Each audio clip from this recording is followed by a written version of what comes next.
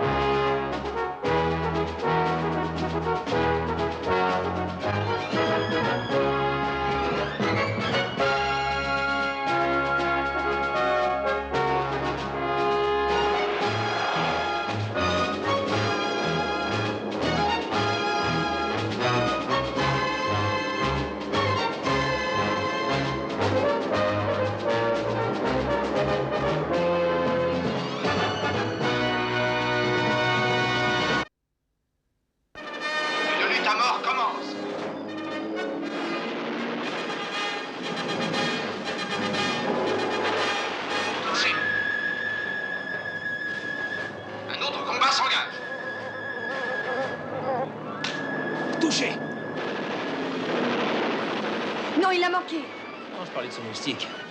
Ils deviennent si gros qu'ils vont avoir besoin d'une piste pour atterrir. Dégueulasse. Ouais, mais efficace. Et comment ça se fait qu'eux, ils ont pas de moustiques? C'est parce que les studios d'Hollywood sont passés à l'insecticide.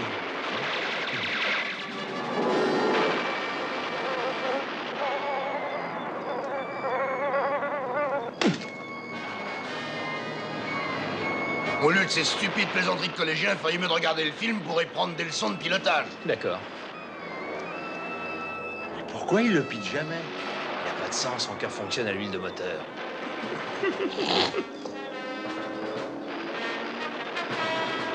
Ne jouez pas à ça. Quoi? J'ai suivi votre regard. Vous faites des comparaisons entre lui et moi. Vous ne me regardez même pas. J'ai un champ de vision très étendu. Ils ne pourront jamais m'avoir en traître. Il me semble que vous êtes très sûr de vous.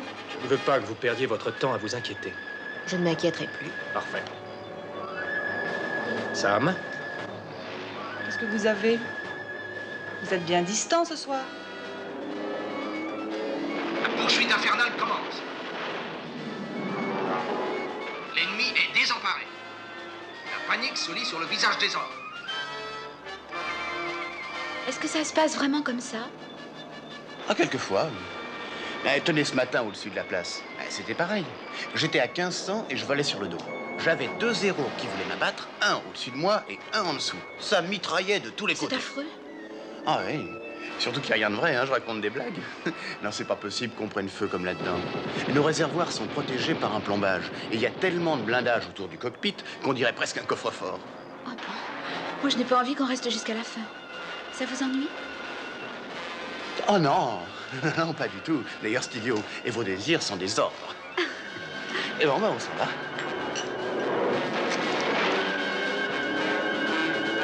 Regardez, Larry et Ellie s'en vont.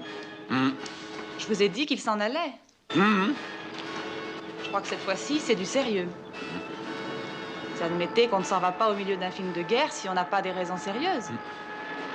Malgré les moustiques, nous prenions plaisir à voir ces films de guerre, autant que ceux qui étaient chez nous. Peut-être même plus. Hollywood montrait la guerre d'une façon simpliste. Tout était tout noir ou tout blanc. On nous présentait toujours comme des braves garçons aux regards d'acier, aux mâchoires carrées, se battant pour la liberté, leur maman et la tarte aux pommes. Et les autres, c'était toujours des pauvres types à la vue basse, avec des sales gueules et qui refusaient de combattre pour l'unique raison qu'ils étaient 10 fois plus nombreux que nous. Oui, nous aimions les films de guerre. Ils permettaient à nos esprits de s'évader de la réalité. L'invulnérable.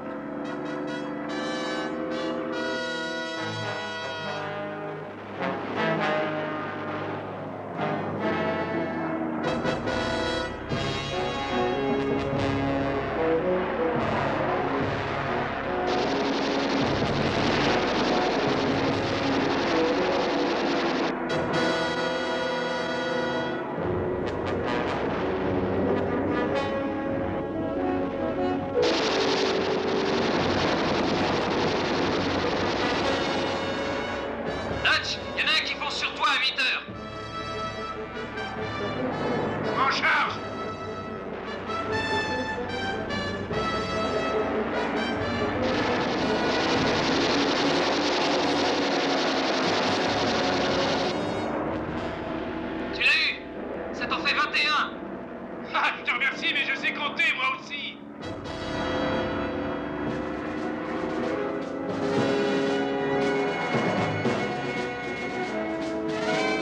Dutch, au-dessus à 6 heures.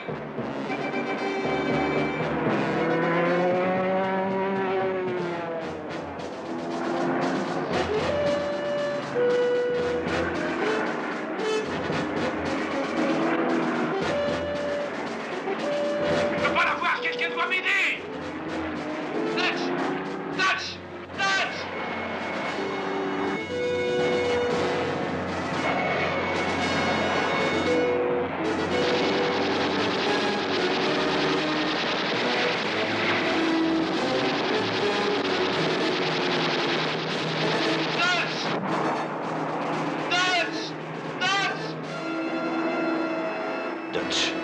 Dutch Cochrane. Il est tombé aux alentours de 1300, près de San Remo. Aucune trace. Le rapport du combat est sur mon bureau. Je connaissais Dutch depuis très longtemps. C'était avant nos ennuis. C'était lui le meilleur. Il était le meilleur. Maintenant, c'est vous. Vous êtes l'as de la guerre du Pacifique. Vous savez, général, s'il en est ainsi, je n'en tire aucune vanité. Ah, vous non. Mais ceux qui sont chez nous en sont fiers. Et ils tremblent à l'idée de vous perdre. Moi? Général, on n'a pas encore fabriqué le zinc qui m'aura. N'oubliez pas que vous avez déjà été abattu 2 fois.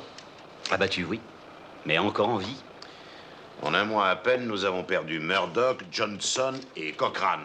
Tous les 3 des pilotes chevronnés parmi les meilleurs. Quand on lit ça chez nous, vous vous rendez compte de l'effet que ça fait? Ah, je suis certain qu'ils préfèrent être à leur place qu'à la nôtre. Oh, je vous en prie, Wellington, vous savez très bien ce que je veux dire. Non, je ne sais pas où vous voulez en venir, Les colonel. citoyens de notre pays se dévouent afin que vous et moi puissions faire cette guerre. Ils travaillent dans les mines, à la forge, dans les usines d'armement. Leur seule récompense est qu'un vrai héros de guerre vienne leur dire que sans leur aide, ils ne seraient jamais arrivés à descendre un zéro ou à faire exploser un stock de munitions de l'ennemi. Comment maintenir leur morale si tous nos héros sont tués? Je n'en ai aucune idée. Greg, vous allez rentrer. Il n'en est pas question. Major, vous n'avez pas le choix. Vous passerez les 6 prochains mois aux États-Unis à visiter des usines, essayer du matériel de guerre, parler avec des journalistes. Et si vous êtes malin, vous en profiterez. Je vous préviens, Wellington, vous pensez déjà à trouver une parade. Vous pouvez y renoncer, car il n'y en a aucune. Pas si vous voulez revenir faire cette guerre. Le Pentagone est catégorique. Si vous y mettez de la bonne volonté, vous serez réintégré dans un groupe de combat une fois votre tâche terminée. Mais un seul coup de poing, à la première plainte contre vous, ou si vous commettez la moindre faute, vous serez expédié dans un bureau pour le restant de la guerre. Croyez-moi, vous n'avez aucune chance de vous y opposer. Il faut obéir. Quelle impression cela vous fait de rentrer en Amérique? Vous êtes venez maintenant, venez. coup de tête ou vous avez été forcé? N'avez-vous jamais Non, ressenti s'il vous une plaît. certaine admiration pour Non, un ennemi lors d'un n'insistez combat pas, il n'a royal? rien à dire, je vous dis. Non, mais laissez-moi faire une photo, s'il vous calme, plaît. allez. C'est Quand vous étiez seul dans Laissez votre passer, avion, s'il vous n'y avez-vous plaît. jamais pensé? Bon, on va de l'autre côté, venez. Général Moore, C'est est-ce ça, que par les là. ordres sont Alors, venus du messieurs, Pentagone, ou messieurs, est-ce j'ai que une c'est déclaration à faire, si vous le permettez. Naturellement, ce n'est pas de bon cœur que le major Boyington rentre de manière aussi précipitée. Mais il a jugé nécessaire d'aller remercier de vive voix tous ceux qui, dans notre pays, œuvrent pour lui permettre ses victoires, tels que ces techniciens qui ont conçu et construit son corsaire, qui ont plié son parachute, qui ont réglé son Ils ont moteur. placé le tuyau d'évacuation de telle manière que je ne puisse pas soulager mes intestins durant les longues missions.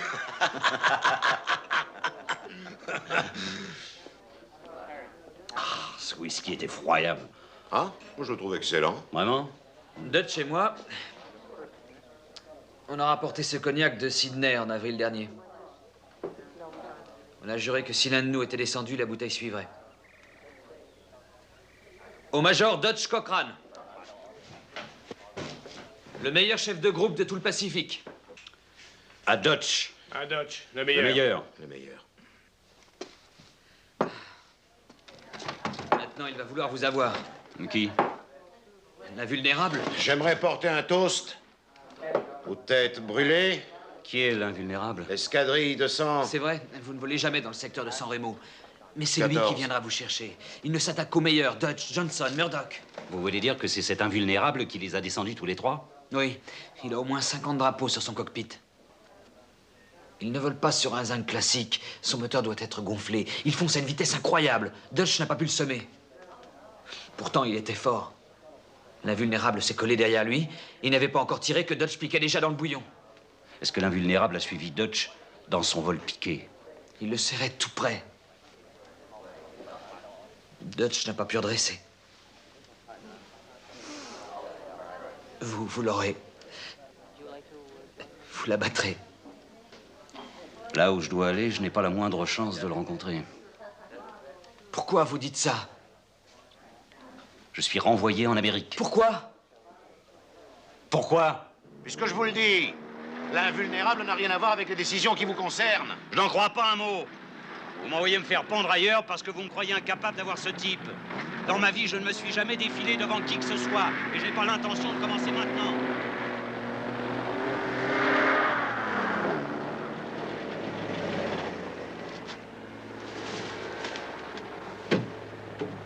Boyington, vous n'avez pas le choix. Vous devez quitter votre commandement et être muté. Pas avant 48 heures. Et les têtes brûlées, vous les oubliez? Leur nouveau commandant arrive demain. Et si, comme je le crois, vous êtes un officier un tant soit peu consciencieux, vous passerez les 2 prochains jours à veiller à ce que les uns et les autres s'accordent au lieu de partir à l'aveuglette dans le Pacifique Sud à la recherche de quelques samouraïs du ciel, au risque de votre vie et de vous être sacrifiés pour rien. N'est-ce pas ce que font tous les héros? Boyington! Paré.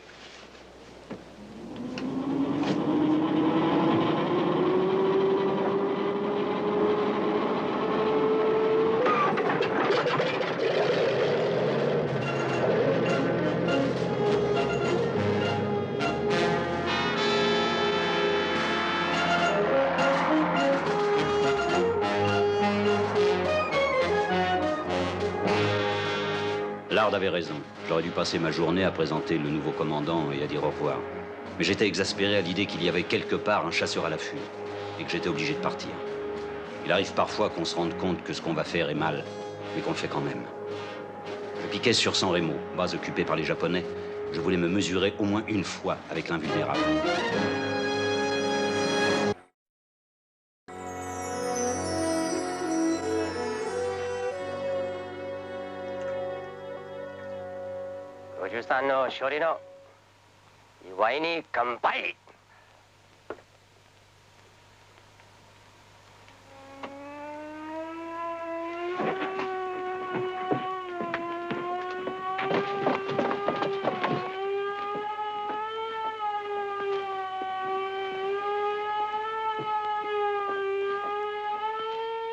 J'avais déjà fait pas mal de choses idiotes au cours de cette guerre, mais ce n'était que des broutilles. Là, j'étais tout seul, à 500 pieds au-dessus de la plus importante base japonaise des îles Salomon, à la recherche de l'invulnérable. Mais il n'était pas dans les environs. Finalement, mon bon sens l'emporta sur ma colère et je décidai de rentrer. Mais il me vint à l'idée qu'il serait impoli de m'en aller sans dire au revoir.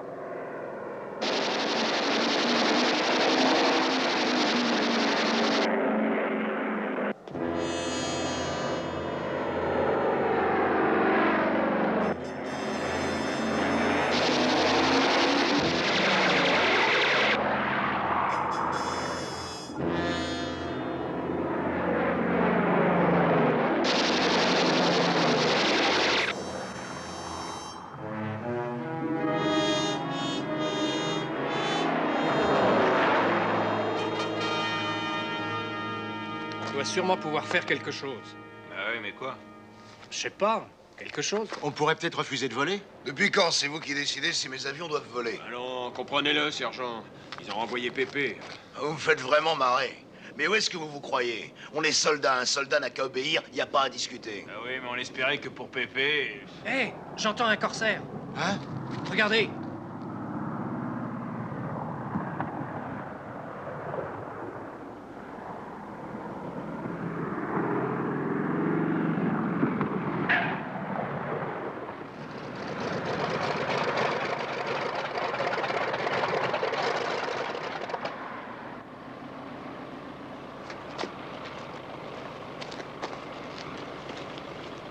Pépé, où étiez-vous? Ils ont dit que vous aviez quitté Espritos il y a 2 heures. Est-ce que j'ai besoin d'une nounou? On s'inquiétait pour vous, c'est tout? On savait pas comment ça se terminerait. Vous l'avez entendu? On en parle dans tout le Pacifique. Même Radio Tokyo l'a annoncé. Ah oui, on comprend pas. Mais qu'est-ce qu'il y a à comprendre? J'ai ordre de rentrer en Amérique. Pourquoi? Pourquoi, Pépé? Pourquoi vous les laissez faire? Ben voyons, ça n'a aucun sens. Ils ne peuvent pas vous renvoyer. Ils le peuvent très bien, et ils ne vont pas se gêner. Oh, tu parles. C'est sûrement du chantage, oui, ou un truc comme ça.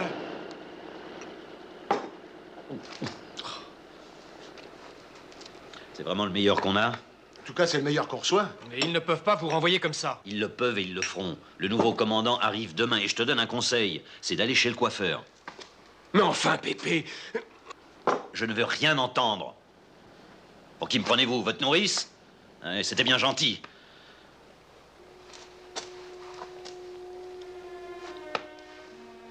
C'était vraiment très gentil.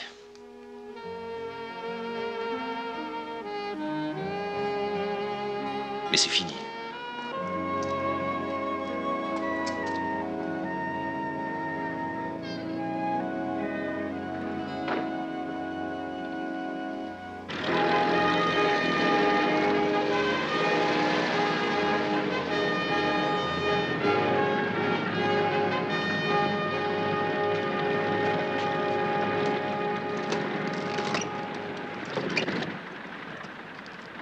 Major Greg Boynton. Très heureux, Major John Duncan. Comment allez-vous? Stan, voulez-vous prendre le sac du Major, s'il vous plaît? Bien entendu. Merci. J'aimerais vous souhaiter la bienvenue, mais vu les circonstances... Je comprends. Vous allez devoir partager ma chambre. J'espère que ça ne vous dérange pas. Nous manquons de place. Je m'en irai dès demain soir. Je ne veux pas vous gêner. Non, non. Non, on va s'arranger. La plupart des hommes déjeunent. On a aménagé un réfectoire qui sert aussi de foyer et de salle de détente. Je vais rassembler les autres. Je pense qu'il est nécessaire qu'on se réunisse tous afin de faciliter ce changement de commandement. Je vous prie de m'excuser. Je reconnais votre bonne volonté et vous en sais gré. Mais pour ces garçons, il est évident qu'en aucune façon, je ne peux remplacer Pépé Boynton. Je le sais, vous le savez, et ils le savent. La seule chose que je peux faire, c'est de tenter de gagner leur confiance, et je m'y emploierai de mon mieux. Voilà, si vous n'y voyez pas d'inconvénient, j'aimerais les rencontrer. Mais je préférerais les rencontrer sans Pépé Boynton regardant par-dessus mon épaule, vous comprenez? Bien sûr. C'est au bout de la piste. Vous tournez à gauche, c'est la première baraque. Merci.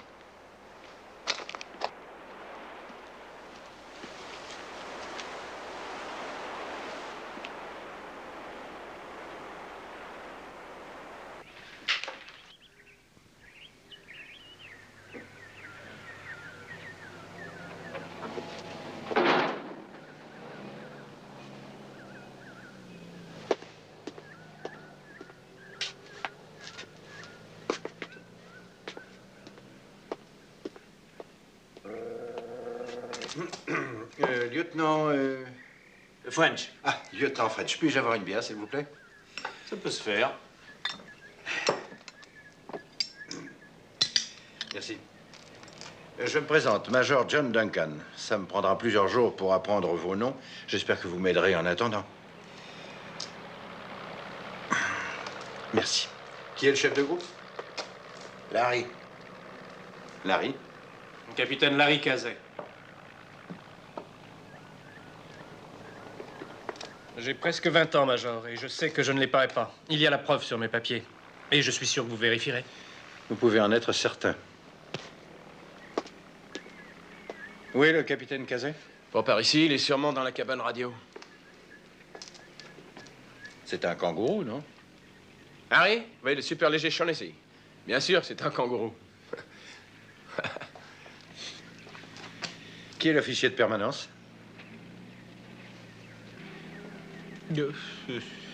Vous devez utiliser un tableau de service, n'est-ce pas? Un tableau de service? Je suis certain d'en avoir vu un quelque part. Attendez. Est-ce que vous ne le tiendriez pas à jour, ce tableau de service? Ah ben, ça doit être pour ça que je le trouve pas, oui. Lieutenant... Bragg, vous pouvez m'appeler Jerry. Hein? Oh, très bien, Jerry. Voudriez-vous filer d'ici et me rapporter un tableau de service le plus vite possible? Naturellement. Où on marque les opérations? Mais c'est pas où il y a la radio? C'est la cabane radio. Eh oh, tu te souviens de la tente soufflée par le raid aérien? Laquelle? Où il y avait l'alambic, là. C'était pas la tente d'opération? Si, c'était une cuisine roulante que nous avaient laissé ces bouseux de fusiliers marins. Ouais, je savais bien qu'il y en avait un quelque part. Le tableau de service, Major. Merci. Alors c'est sûrement celui qu'il y avait dans la tente. Et je vais vous dire, je me souviens que le premier jour qu'on est arrivé, je suis sûr qu'il y en avait déjà un accroché derrière la porte.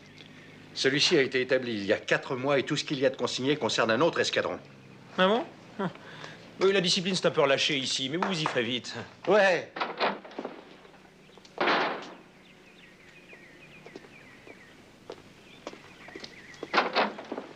C'était le... Oui, c'est lui, le remplaçant de Pépé. Ouais. Personne ne peut remplacer Pépé. Ah, peut-être que non, mais il a l'air sympa. Il est trop tranquille. Et moi, j'ai pas de respect pour les mollassons.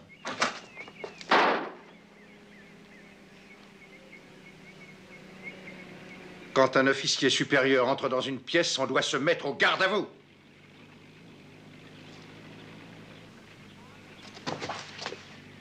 Garde à vous! Garde à vous!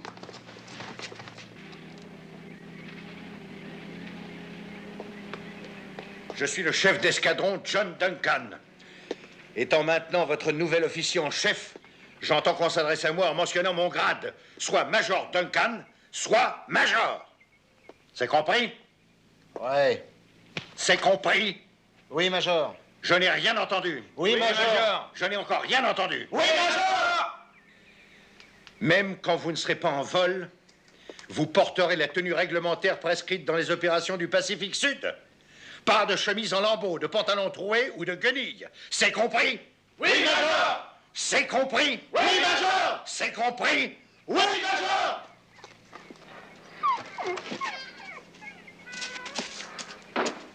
Oui, Major.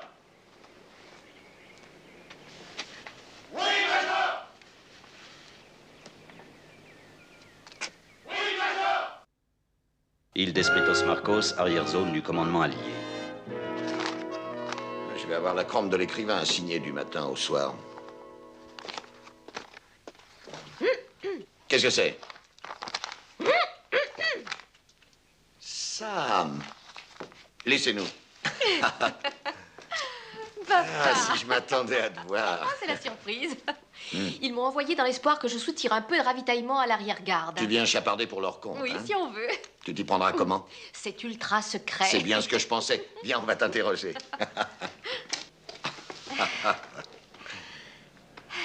Alors, comment tu vas? On fait aller. Qu'est-ce qui se passe? Tu as l'air inquiète. C'est pour les têtes brûlées. Les têtes brûlées. Mhm. Si jamais l'un de ces macaques volants avait osé quoi que ce soit... Non, il ne s'agit pas de cela, malheureusement. Ils sont tous très corrects. Malheureusement. Bien, tu es le seul qui puisse m'aider. Et comment? Empêche que Boyington soit muté. J'ai horreur qu'on ne joue pas franc jeu. Il doit rester. Ces hommes sont tellement choqués qu'ils sont capables de s'entretuer au lieu de tirer sur l'ennemi. Les ordres sont les ordres. Tu es son officier général en chef? Qui reçoit ses ordres de Washington? La seule place de Greg, c'est ici, et non à la parade avec une starlette d'Hollywood à ses côtés. Je vois. C'est surtout ça qui t'ennuie. Oh, ne me traite pas en petite fille. Est-ce que ce Casanova t'aurait accroché? Qu'est-ce qu'il faut comprendre par accrocher? Non, non, rien. Ce n'était qu'une façon de parler. Je te demande pardon d'être aussi désagréable. C'est à moi de m'excuser. J'ai entrepris cette démarche auprès de toi, surtout pour moi. Mais je suis aussi franchement inquiète pour les têtes brûlées. Oui, je comprends. Le major Duncan est un bon officier. Ce n'est peut-être pas un Pépé Boyington. Non. Mais il fera de son mieux pour veiller sur eux. Je l'espère. Moi aussi, Sam. Moi aussi. Bon, messieurs, il n'est pas question que je conduise un escadron au combat sans avoir une idée du comportement des pilotes, tant en vol individuel que collectif. J'ai tout le temps avant le coucher du soleil pour juger les défauts et les qualités de vos décollages et de vos atterrissages. Capitaine Cazet, sortez des rangs. Sortez des rangs, capitaine Cazet. Il se croit dans les marines. Ouais. Il me semble avoir entendu que les lieutenants Boyle et French se portaient volontaires pour la garde de nuit. Capitaine, veillez à ce qu'ils soient inscrits sur le tableau de service. Messieurs, je vous remercie. Je croyais que ça lui prendrait des jours pour retenir nos noms. Ça va, la ferme. Capitaine, vous resterez avec moi. Je veux que vous désigniez les chefs de vol, les fréquences radio et les noms de code. Oui, Major. Bob, tu vas prendre le premier groupe. Dan, le deuxième. Capitaine, je veux que vous donniez des ordres précis et que vous vous adressiez à eux en mentionnant grade et nom de famille. Oui, Major. Lieutenant Boyle, premier groupe. Lieutenant French, deuxième groupe. Durant l'exercice, vous utiliserez le canal bleu. Le Major y sera branché. C'est beaucoup mieux, capitaine. Restez au garde à vous. Beaucoup mieux, capitaine. Ferme ta gueule, il peut t'entendre. Le nom et le grade.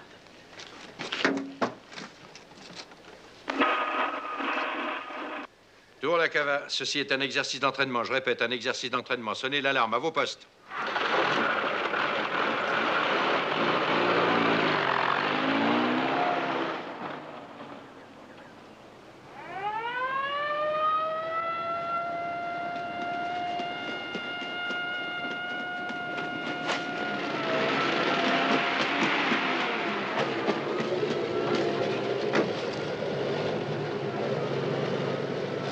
Mais qu'est-ce que vous faites avec mon avion? On appelle ça une révision générale. Et puis c'est plus votre avion. D'abord, il faut s'entraîner. Il s'entraîne? Le major Duncan veut les mettre à l'épreuve. Il leur mène une vie sacrément dure à vos collégiens. Vous aimez les officiers à cheval sur la discipline, hein? J'aime pas les officiers du tout, mais au moins je comprends cette espèce-là. Ah oui. Alors vous comprendrez aussi que ça, c'est mon avion, et tant que je n'aurai pas quitté cette base, je vous tiens responsable de lui et j'exige qu'il puisse voler 24 heures sur 24. J'ai retiré un cylindre. Alors je vous conseille de le remettre.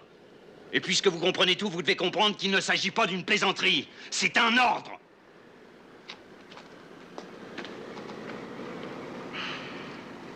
Stan, où est-ce que tu vas? Nulle part, sergent. Tu vas m'aider à remettre ce cylindre.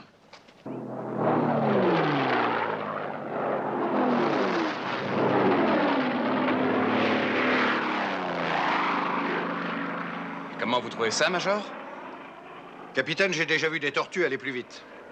Premier groupe, paré pour atterrir. Deuxième groupe, maintenez la position, angle 5 à 2000 sud, jusqu'à l'atterrissage du premier groupe. Ce n'est qu'après que vous pourrez atterrir. Tous les pilotes doivent être en mesure de virer s'ils en reçoivent l'ordre. Terminé. Premier groupe, bien reçu. Deuxième groupe, bien reçu. Vous me donnerez le nom du pilote quand il entamera sa manœuvre d'approche. Bien, Major.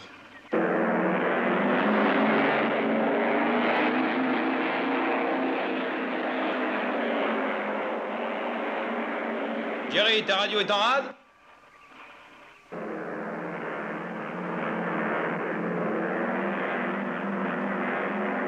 Je suis sur le canal blanc, je t'écoute. J'ai l'impression qu'il y a un vent de travers qui est fichu de me pousser juste au-dessus de la Jeep. Et toi? Moi aussi, j'ai cette impression. Le premier corsaire approche, Major. Lieutenant Pruitt.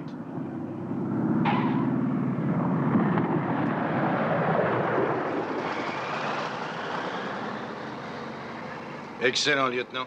Vous pouvez vous ranger. Lieutenant Boyle.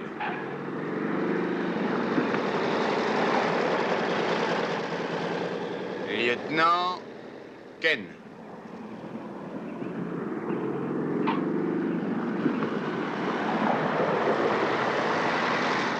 Le deuxième groupe est en vue, Major. Le premier, c'est le lieutenant Bragg.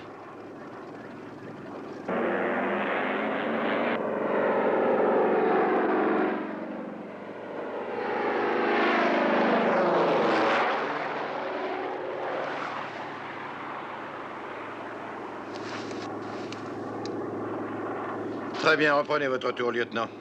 Qui est le suivant? Lieutenant French. Chef, deuxième groupe. Ici, poste d'observation. Si vous avez les mêmes problèmes devant latéral que le lieutenant Bragg, vous devrez comme lui rester sur la touche pour le restant de la journée.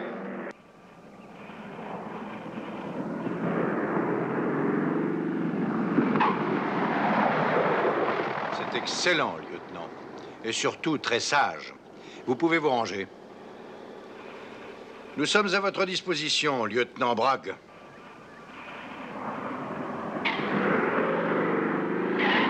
Allez reprendre votre tour. Troisième fois, allez, on voit le fric. Allez. Tu serais capable de parier sur la date de ton enterrement. Si je le pouvais. Terminé le réfectoire, Pépé. C'est le centre d'opération maintenant. Et c'est pas tout. Il faut qu'on monte la garde pour surveiller quoi? Les moustiques. Oui, et maintenant on doit prendre au moins un repas par jour ensemble et en tenue réglementaire. Jusqu'à nouvel ordre, il est interdit de voir les infirmières, sauf en cas de maladie grave. C'est un vrai dingue de la discipline. Moi, demain, j'aurais quitté la base. Vous restez. Alors, si j'étais à votre place, je tâcherais de m'accommoder du major John Duncan. Tout a une fin. Même Jerry a fini par atterrir. Bon. J'ai l'impression que si je veux bouffer, il va falloir que j'enfile un uniforme propre. Quand tu seras à poil, profites-en pour prendre une douche.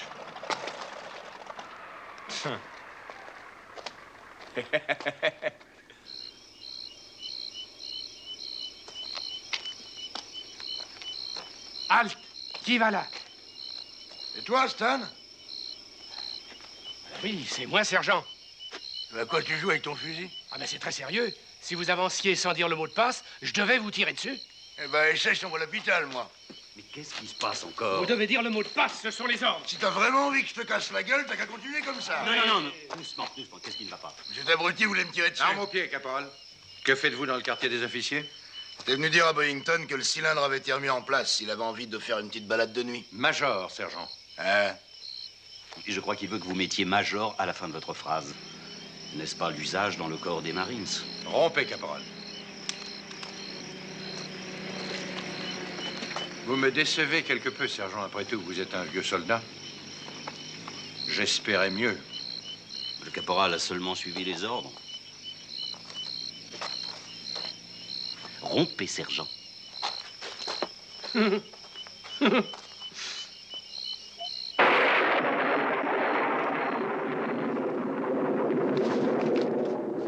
ça dégringole. Oui? Un peu de scotch? Volontiers.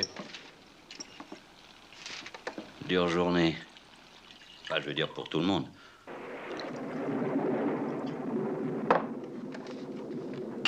Aux têtes brûlées. À la leur. Pour combien de temps vous avez mis Jerry sur la touche? Vous parlez du lieutenant Bragg? Non seulement il a manqué à la discipline, mais il a atterri d'une manière lamentable. Il doit être le plus mauvais pilote de l'escadron. Pour l'instant, c'est l'un des meilleurs. Il a tout fait pour me prouver le contraire. Vous avez vu son palmarès? Non, mais j'avais l'intention de le lire. Quand je les ai trouvés, la plupart d'entre eux avaient eu des démêlés avec la justice. Major, je suis parfaitement conscient aussi bien de votre dévouement que de vos maladresses. J'ignore comment vous êtes arrivé à monter cette unité de combat, et franchement, ça m'est égal. Nous n'avons pas la même conception de l'armée, et votre manière de diriger un escadron n'est pas la mienne. Avant même d'avoir pris le temps de connaître ces garçons, vous avez commencé à les brimer. J'ai essayé de faciliter ce changement, mais ils m'ont pris pour un imbécile et je n'en suis pas un. Et il me faut mettre ça sur votre compte, Major. Ils n'ont pas de discipline, pas d'honneur, pas d'esprit de corps. J'ai commandé un escadron qui avait un palmarès tout aussi impressionnant que les têtes brûlées. Mais je n'ai jamais eu un tiroir de dossiers de conseil de guerre les concernant. Je n'ai pas demandé ce commandement, mais aussi longtemps que je l'aurai, je le dirigerai à ma manière. Et le plus tôt que je le ferai sans avoir Pépé Boyington sur le dos sera le mieux.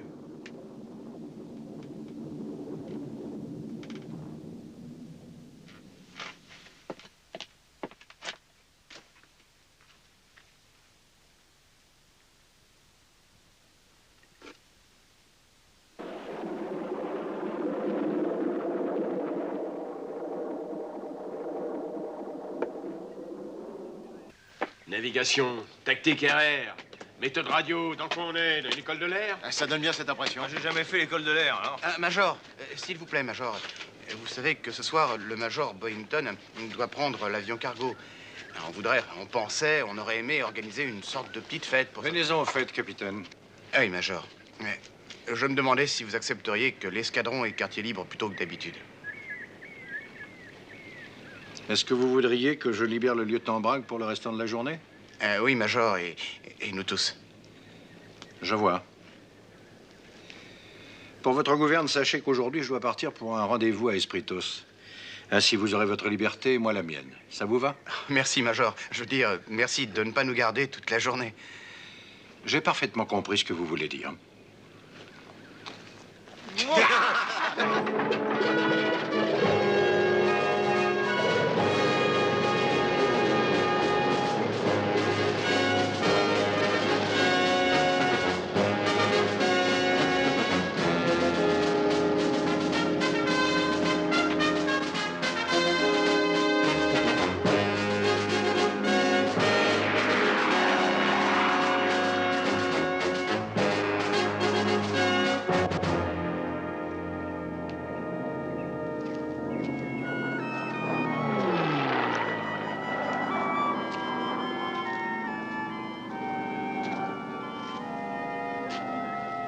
Vous ne voudriez pas vous en aller avant la fête?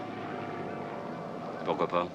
Peut-être parce que tous ceux qui vous aiment ici, pour Dieu sait quelle raison, ont pensé que cette fête était une gentille façon de vous dire au revoir. Vous avez déjà assisté à ce genre de réunion? Chacun raconte à chacun que c'est le meilleur coéquipier qu'il a eu dans toute sa vie, qu'on n'a jamais vu un aussi bon pilote que lui, qu'il était proche de vous, compréhensif. Et puis, il y a toutes ces promesses idiotes de se retrouver après la guerre, à San Francisco, Times Square, quelque part où jamais on ne se retrouvera. C'est interminable. Et puis enfin, ça se termine. Mais pas avant que tout le monde ait pleuré dans sa bière. Non. Non, merci, si j'ai une cuite à prendre, je la prendrai dans un bouche d'Honolulu. C'est vraiment ce que vous éprouvez? Sam, nous avons manqué de temps pour mieux nous connaître. Peut-être que si vous n'aviez pas été... La fille du général? Non, non, Sam. Ça n'a rien à voir avec son grade. Je sais.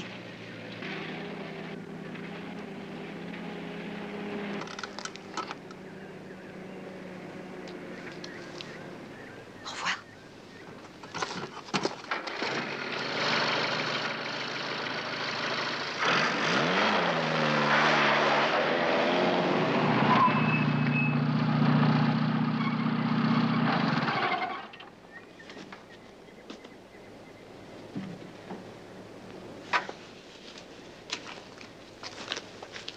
Mettez ça derrière le siège. Oui, Major. Merci.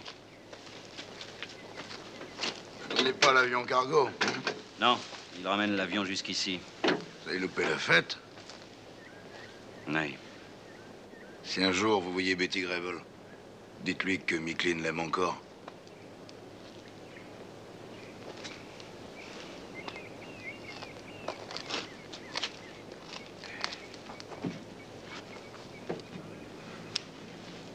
Paré!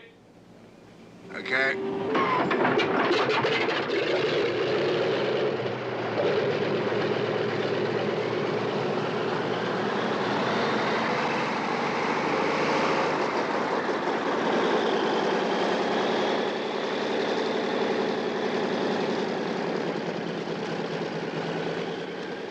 Annoncez par haut-parleur que Boyington s'en va. J'y vais, sergent.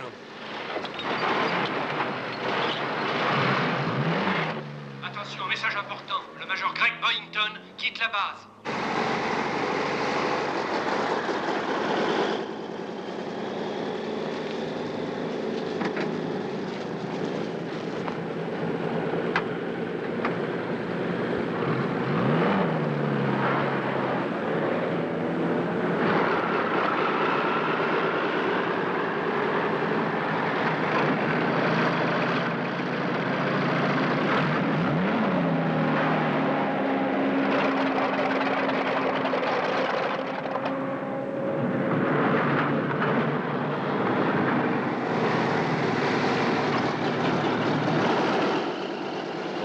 Brûlé numéro 1, demande d'autorisation de décollage. Tenez-vous prêt, numéro 1.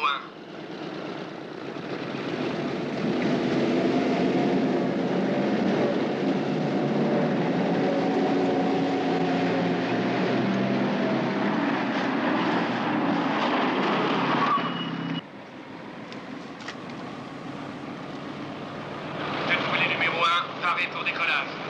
Bonne chance, Pépé.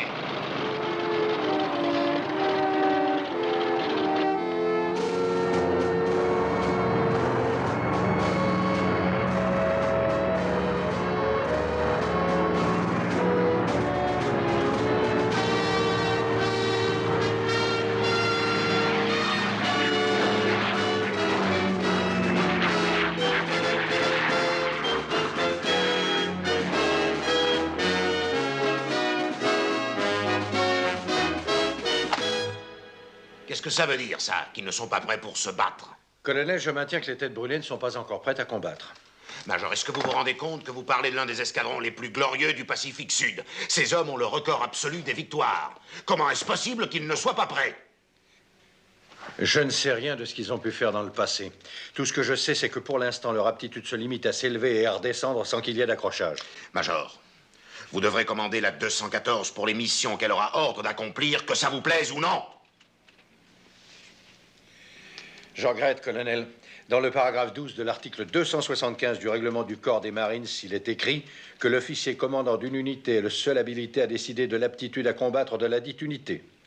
Vous pouvez me remplacer, mais selon le règlement en vigueur dans le corps des Marines, j'affirme que les têtes brûlées ne sont pas prêtes au combat. Major, Nous sommes dans une guerre que nous devons gagner. Et je me fous du règlement. Vous lui avez dit ça? Colonel, je vous offre un verre. Remettez-nous ça, c'est pour moi.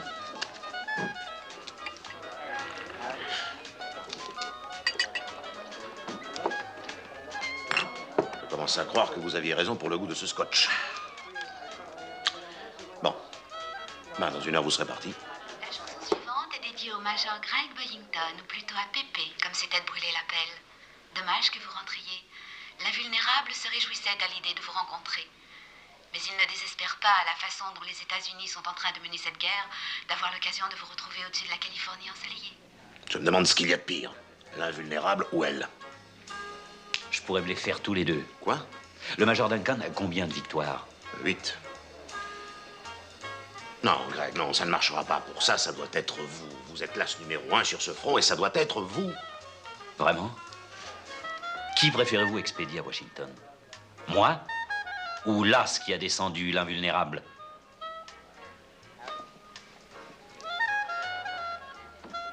Après tout, il n'est pas si mauvais. Oh, que ça suffit. Laisse Barbac. Dis donc. Non, voilà des manières. Qu'est-ce qu'ils ont? J'en sais rien. Vous croyez que c'est un raid aérien?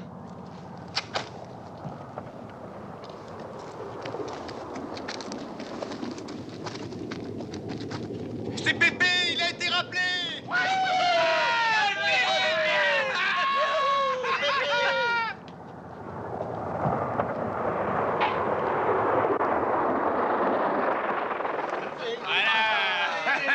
Mais je savais bien que vous reviendriez, je l'ai dit à tout le monde. T'as pris les paris? Ah oui, c'est le moment d'envoyer le fric, allez, allez. Mifflin, écoutez. Ouais. Prenez le zinc le plus costaud qu'on ait, gonflez-le pour qu'il dépasse en vitesse tout ce qui vole dans le Pacifique. Tant pis s'il y a un moteur de cuit. Ce ne sera que pour une seule mission. Vous êtes dingue? Faites ce que je vous dis. Et quel est le tordu qui va le piloter? Non, il n'en est pas question. Réfléchissez, je vous propose un choix entre une promotion, peut-être la croix de guerre, à coup sûr une permission aux États-Unis, ou passer les 6 prochains mois avec eux.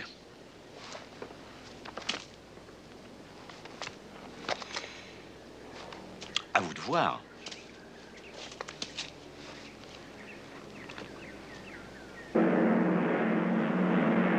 La difficulté de convaincre le major Duncan fut moindre que je l'avais prévu. Après quelques jours avec les têtes brûlées, il était prêt à tout.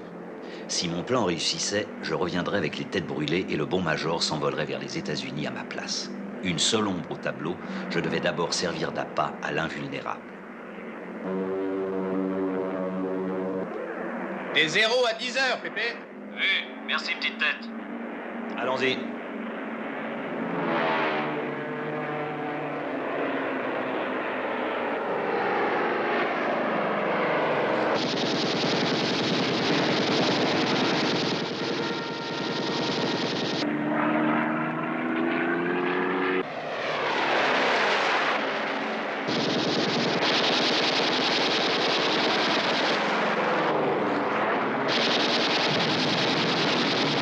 Pépé, vous l'avez eu? Ah, c'est le numéro 20.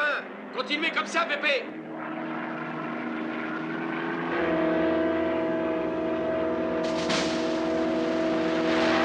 Pépé, un 0 à 7 heures. C'est l'invulnérable.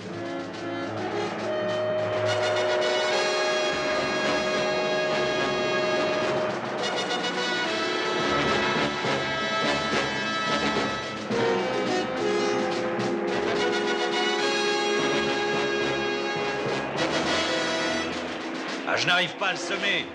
Piquez, piquez. Duncan! Duncan! Duncan, venez!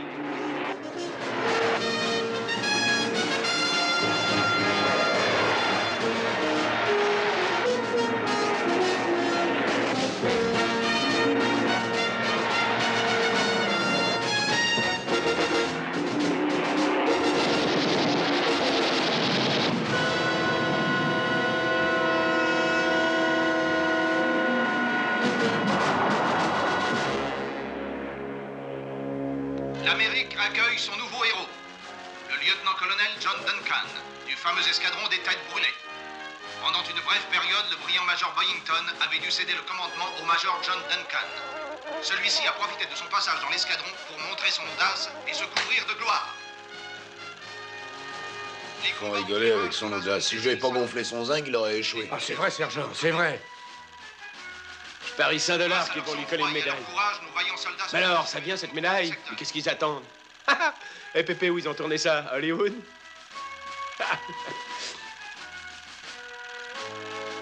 Tout le mois d'août a vu des missions se succéder. Mais la plus célèbre restera celle du 23. C'est là que le Major John Duncan, à la tête de son escadron, a volé à la rencontre de l'ennemi et a abattu le célèbre as de l'aviation japonaise, le capitaine Okoro Nishi, plus connu à travers tout le Pacifique Sud sous le nom de l'invulnérable. On ne l'a pas déjà vu la semaine dernière? Ah, si. Ils l'ont déjà passé la semaine dernière. Ah, oui.